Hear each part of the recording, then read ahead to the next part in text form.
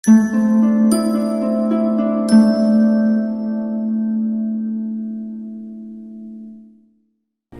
मैं हूँ आपके साथ प्रीति चंद्र। आप देख रहे हैं सिटी वेब न्यूज। आइए शुरुआत करते हैं समाचार पत्रों की खबरों की समीक्षा की।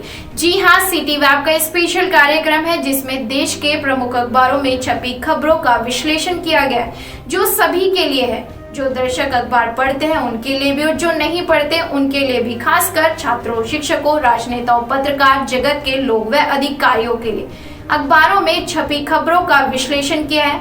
देश के वरिष्ठ पत्रकार व सहारनपुर से प्रकाशित गोल्डन ग्लोब पत्रिका के संपादक श्री देवेंद्र चौहान जी ने जी हाँ प्रस्तुत है आज की समीक्षा। आज के अखबारों की हेडलाइंस।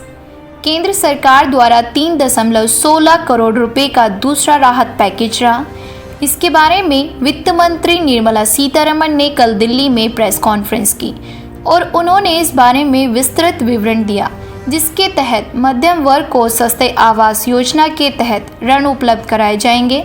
गरीबों को अपना व्यापार शुरू करने के लिए 3 करोड़ लोगों को 12 महीने तक ब्याज में 2% की छूट मिलेगी।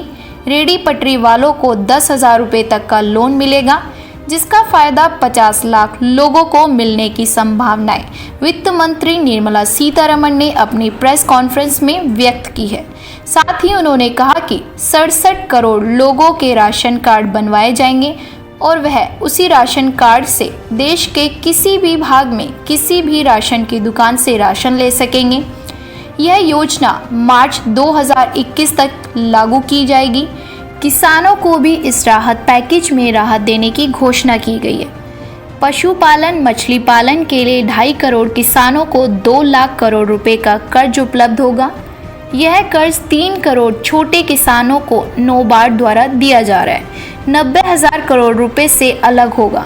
यह खबर आज के दैनिक जागरण, अमर उजाला, हिंदुस्तान, हरिभूमि, सच कहूं सहित लगभग सभी अखबारों की हेडलाइंस है।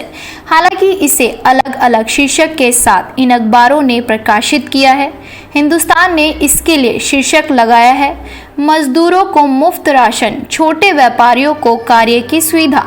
जागरण में शीर्षक लगाया है, किसान मजदूर सबके संकट होंगे दूर। सच कहूं ने लिखा है, प्रवासी मजदूरों को मिलेगा 2 महीने मुफ्त राशन।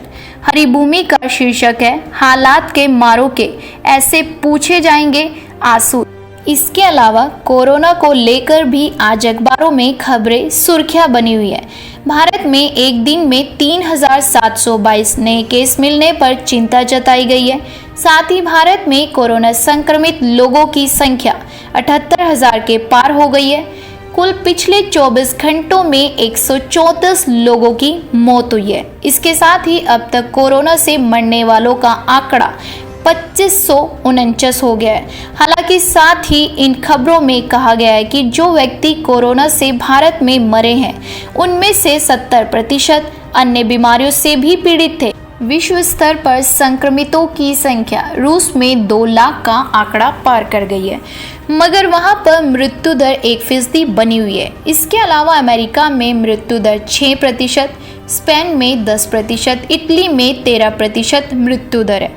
वैसे जहां पर ज़्यादा टेस्ट हो रहे हैं वहां पर कोरोना के ज़्यादा मरीज मिल रहे हैं। चीन में भी कोरोना के नए मरीज मिलने की खबर आज के अमर उजाला, जागरण, हिंदुस्तान, हरिभूमि और सच कहूं अखबारों में अपना स्थान बनाने में सफल रही है।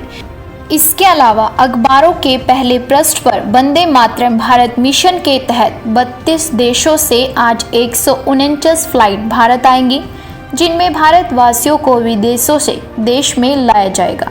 लंदन में विजय माल्या के प्रत्यारोपण के खिलाफ की गई अपील को वहां के हाई कोर्ट ने खारिज कर दिया है। इससे 9,000 करोड़ रुपए का घपला करके भागे शराब व्यवसायी विजय माल्या को लंदन से भारत लाने की राह आसान हो गई है। साथ ही एक और महत्वपूर्ण खबर आज के अखबार में छपी है कि नियमित ट्रेनों के 30 जून तक चलने की कोई संभावना नहीं है और 30 जून तक के जो भी आरक्षण किए गए हैं उन्हें रद्द किया जा रहा है। महाराष्ट्र के मुख्यमंत्री उद्धव ठाकरे सहित महाराष्ट्र में विधान परिषद के 9 सदस्य निर्वाचित हुए हैं। अब उद्धव ठाकरे मुख्यमंत्री बने रहेंगे और उन्हें इस्तीफा देकर दोबारा से शपथ लेनी पड़ेगी।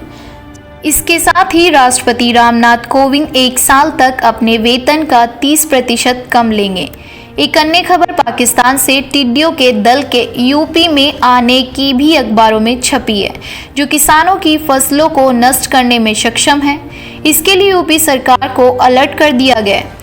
यह खबर हिंदुस्तान ने अपने बीच के पत्रों पर छापी है। इसके अलावा सहारनपुर का स्थानीय पेजों पर आज 6 श्रमिकों को उत्तर प्रदेश रोडवेज की बस द्वारा कुचलकर मौत के घाट उतार देने की खबर भी प्रमुखता से छपी है। यह दुर्घटना मुजफ्फरनगर के रोहाना कस्बे में घटी, जहां पर नशे में धुत आगरा डिपो के एक बस ड्राइवर ने इन 10 श्रमिकों पर बस को चढ़ा दिया, जिनमें से 4 गंभीर रूप से घायल हो गए और 6 ने मौके पर ही दम तोड़ दिया। श्रमिकों को ले जाने के लिए शुक्रवार को 2 विशेष श्रमिक ट्रेन सहारनपुर रेलवे स्टेशन से चलाए जाने की खबर स्थानीय पत्रों पर प्रमुखता से छपी है।